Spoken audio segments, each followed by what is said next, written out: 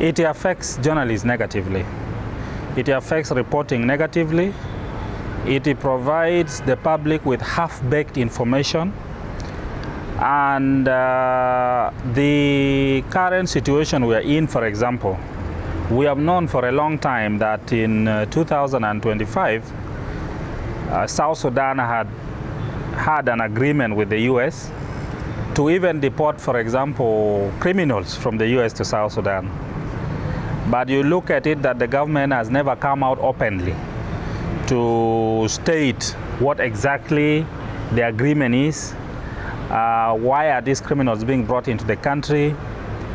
It therefore limits the journalists.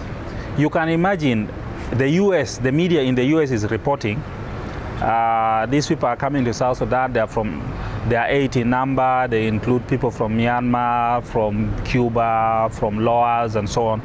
But for you, a journalist who is in South Sudan, in a country that is receiving these people, you don't have any information. Nobody is talking to you. How can you report? How can you tell the public? So the South Sudanese public have to depend on the foreign media outside the country to know something that concerns them, something that concerns their country. So definitely it affects reporting negatively, but it denies the public access to information. So when information is denied, access to information is denied for journalists, then it is denied generally to the public. There are several things that you find people in authorities do not want to talk about, yet we are not supposed to beg them. We are not supposed to beg them to talk because it is guaranteed by law. For example, the Transitional Constitution of South Sudan 2011, Article 32 talks of the access to information. And even the government has gone further and formed a commission, a whole commission, which is supposed to provide access to information. But you find that still information is not provided to the public. For example, the president declared a state of emergency in Warrap State and also in Mayom County in Unity State.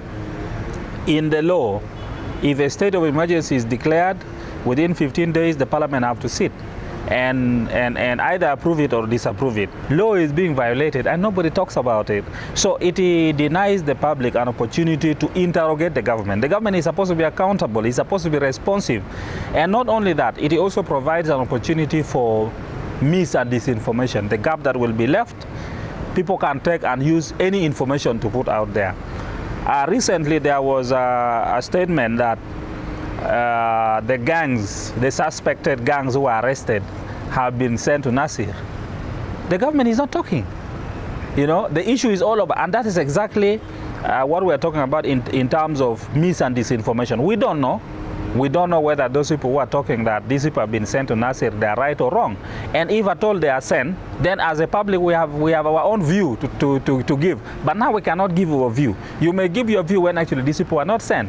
And if these people are sent, you are denied an opportunity to give your own opinion about it. So basically, if information is not provided to the journalists, then it is not provided to the public. Therefore, people are denied access. And their rights actually are violated.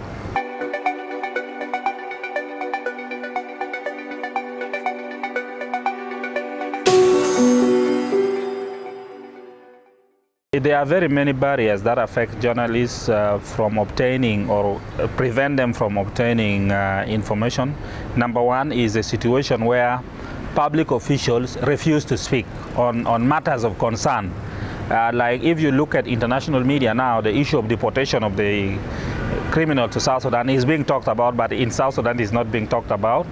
So you as a journalist, you cannot come out and just talk about it without authorities. So if the authorities don't give information, that is already a barrier. The other issue is also the fact that South Sudan does not have, for example, things like libraries. What normally do you find in public libraries? It could be writings, people who have studied academic. So you don't have this. You don't have this. So you basically have lack of access. Another thing is that as much as there are many South Sudanese writers, their works are not online. Are you seeing? So if you go online and try to research on certain topics about South Sudan, you are likely to find a few things written by UN agencies or some non-governmental organizations, but you are not likely to find materials from the government. Are you seeing? So that itself is a barrier. Another barrier is also lack of access to internet. When Elon Musk came up with the Starlink and people started purchasing, we were all very excited. When, for example, Starlink Mini was at about $250, bringing it from the US up to here. Now it has gone up, I'm told. I asked today, they told me it is now $400. Those are all barriers because people don't need to have internet. They can interact with online contents and so on, websites, information. But once the internet is expensive, it is difficult.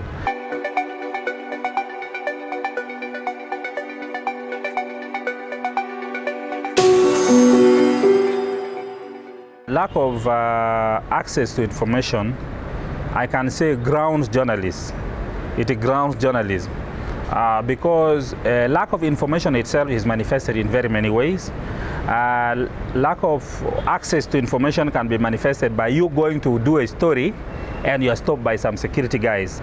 Like last week we received a report where some journalists were just covering an event in a hostel in Palm Africa, and when they were trying to interview people, some of the chiefs who came from the villages, they were stopped by somebody. Some security guys just said, no, you can't do the interview. Why? No explanation. So once you don't have access to those key interviews, there's no investigation you can do. If you don't have data, like what I mean is information from the government, like this amount of money has been paid to this ministry for this purpose and so on. If all these things are hidden from you, you can't do anything. And like the example that I've repeated time and again, the issue of saying that the suspected gangs have been taken to Nasir. If the government, the police cannot come out, the government cannot come out and tell you, you can't do anything. Even if you've seen some pictures and so on, you need to verify. And this verification needs access to information. So really, as a journalist, if you do not have access or you are not given access, you cannot do proper investigation. Even if you do a story which is investigative, some things will miss. Let me give you an example. Recently, the IGAD executive secretary was here. The IGAD executive secretary was here because the government of South Sudan has an issue with the IGAD, the current IGAD special envoy to South Sudan. Are you seeing? Where the government has written a letter saying that they want the IGAD special envoy for South Sudan removed. No reason has been given by the government, but even when they invited the executive secretary of IGAD to come here, they have never come out to say this thing. Are you seeing? So now, if you are investigating this issue, how do you even move forward? If the people who are, you may have the letter, you may have seen the copy, but you ask them and they are denying, or they are not giving you any information, nobody is talking to you, definitely you can't proceed. You cannot proceed. You will only rely on maybe civil societies, some experts and so on, but the source itself doesn't want to talk. So really, as journalists without access to information, or when you are given only halfway, then definitely your investigation can never move forward.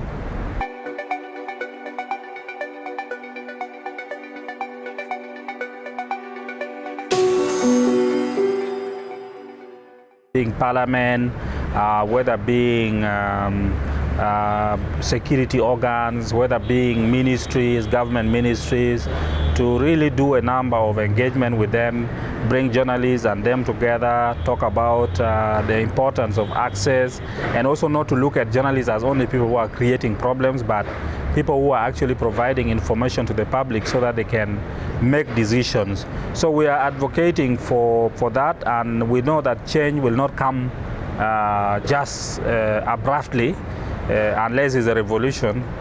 Change will take time for it to manifest, to see the real positive impact.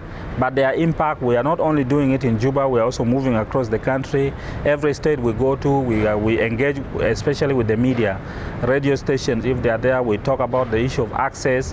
We engage with government officials at the state level as well, talk to them that give access to journalists. They will help you also reach the people.